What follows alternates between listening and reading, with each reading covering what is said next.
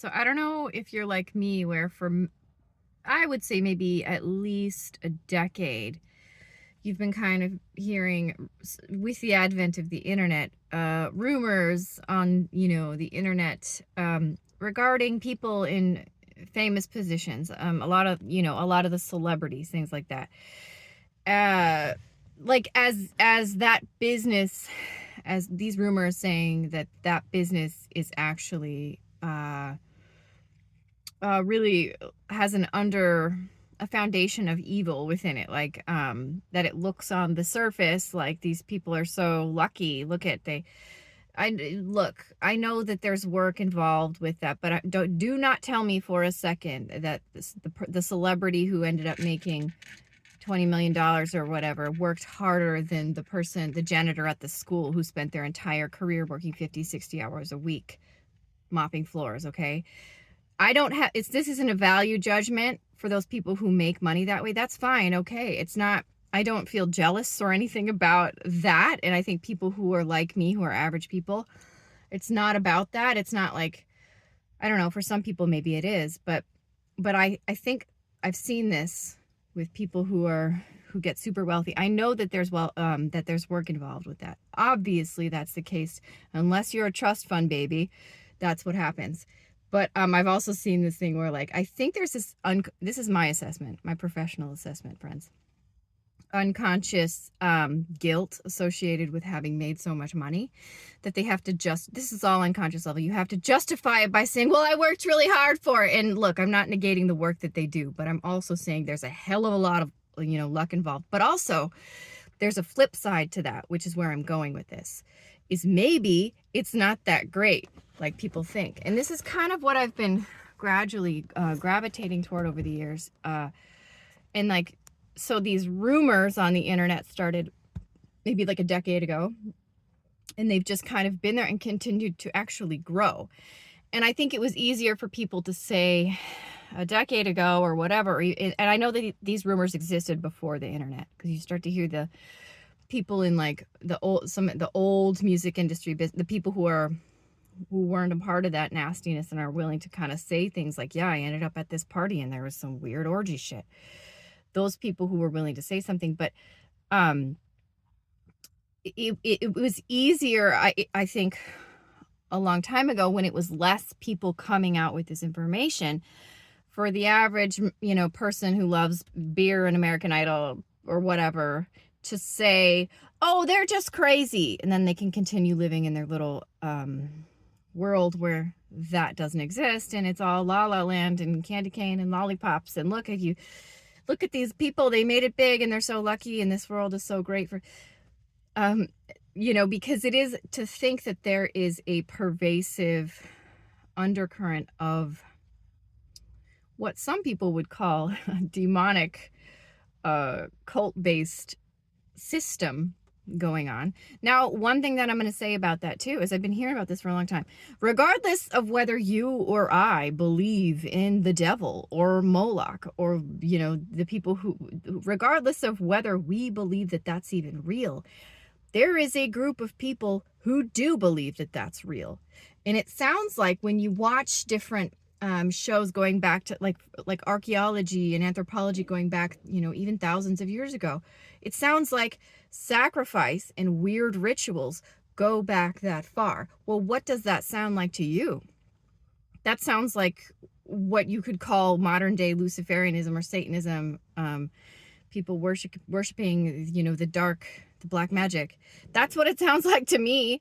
So what's happening during this time is all of this is coming to the surface, is how I see it. If you don't agree with me, that is okay. We can be friends. But this is how I see it. It's my channel. I'm going to say what I want. It's my birthday. I'm going to cry if I want to.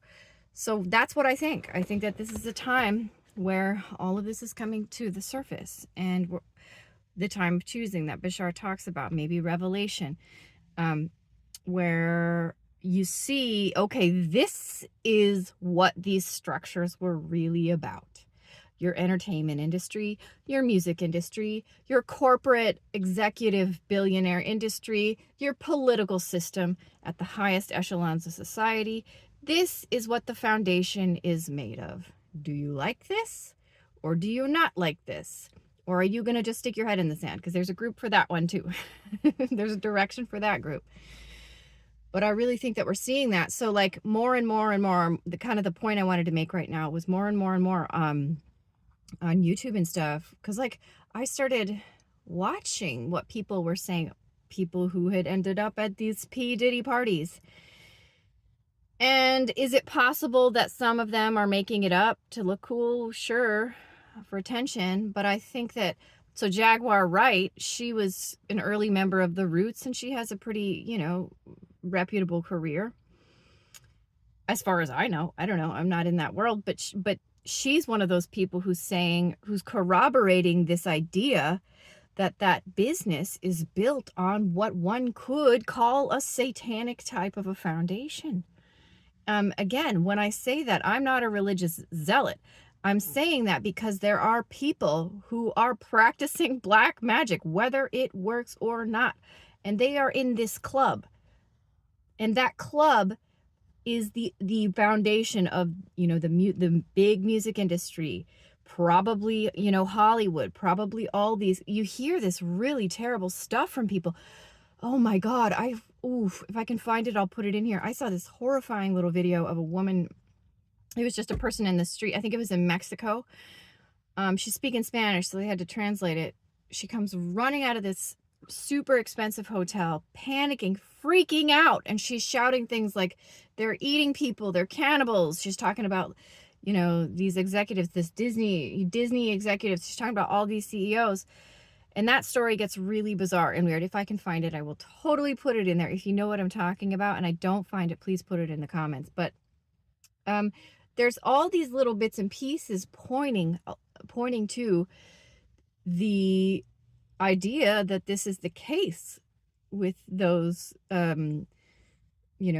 foundations in society and it is hard because some of these people are like idols for some people. And then, when you find out that these horrible things have gone on, it's really hard for people. So, but really what I want to talk about is the way that it's come because of TikTok and YouTube and things like that. And people are getting braver, which is good. And so more and more people who actually have, because I don't have direct experience with any of that, but more and more people who actually do claim to have direct experience and people who it looks very, they're telling the truth. It looks very much like they're telling the truth. And what they're saying is pointing toward that this has been a rotten root system in all the major structures in our world.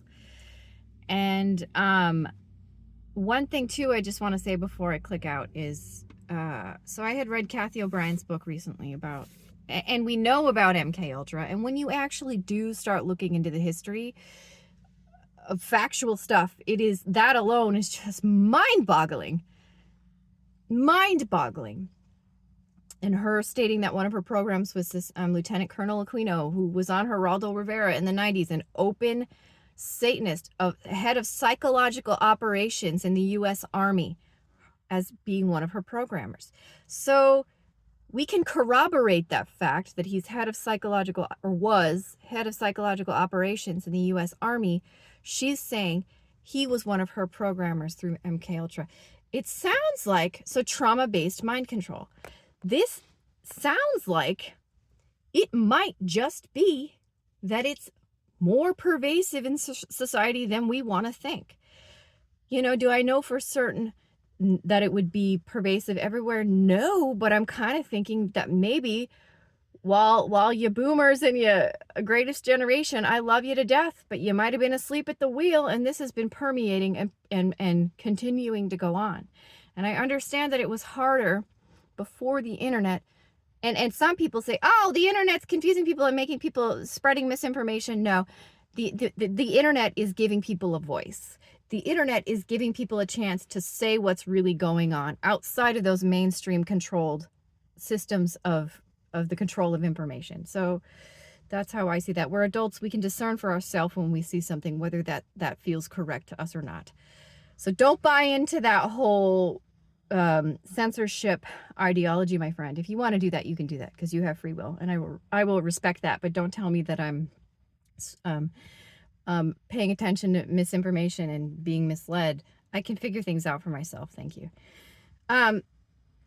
So yeah, so with the MK Ultra, I mean, in her book, you can read. I want to tell you, if you do read it, get yourself in a really strong, stable place. And when you're done reading it, do some meditation, go on nature walks, just bathe yourself in positivity, because it's a horrifying story. And the problem, the problem I have is that I believe it because there is. So Mark Phillips was involved, and it's frighteningly credible. And so with that, she's stating early MK Ultra they experimented with it. Marilyn Monroe, that's the 40s and 50s. So that's the early experimentation. Loretta Lynn and these other, God rest her soul. She passed away recently, and I was very sad to hear that. She was 90. She was old. But my point is I have respect for her as a person, and it sounds like she might have been one of these MK Ultra victims. If Kathy O'Brien is correct in telling the truth about what went on. So I want to talk about Beyonce, and I'm going to put a link to a short little clip from her talking to Oprah. Do I know that Beyonce was a victim of MK Ultra? No, I don't. She might even be annoyed if she were to hear that people out there would think that that's the case. I'm simply just stating the possibility that could be the case. So it sounds like they get married to their handlers. It looks like a marriage on the surface, to a prominent man. That's what happened with Kathy O'Brien. Was married to this guy named Wayne Cox. I think he was she had two handlers. The first one was cockamamie, and so they're all cockamamie, but he was unstable, so they passed her off. I believe it was Wayne Cox was the second one, and he was involved in the country music industry. And so they have these prominent men that they marry, but really it's just that they're their handler, according to her story. So could it be possible that Beyonce's handler is Jay-Z? Yeah, I'm saying some salacious stuff right now. I know. But you know what? We are in this time of choosing. Everybody just stop pretending. Let's all just say what we think respectfully. And so I want to share this clip because it could just be that she's overwhelmed and that the question caught her off guard, and maybe she just didn't know how to answer it. But there's like a level of uncomfortability or confusion prior to her response to Oprah's question about how did you have time to get married, that left me feeling like, that's strange. And Jay-Z I haven't trusted for a long time. His do what thou wilt shirt, just his, I don't know, I just haven't gotten a good vibe from him. And now we're hearing from Jaguar Wright has some really horrible things to say that happened, she claims, that at the hand of Jay-Z. She's been saying some stuff that's just like so scary and horrifying. But and then the death of Aaliyah with P. Diddy, it sounded like it's a crazy mess. But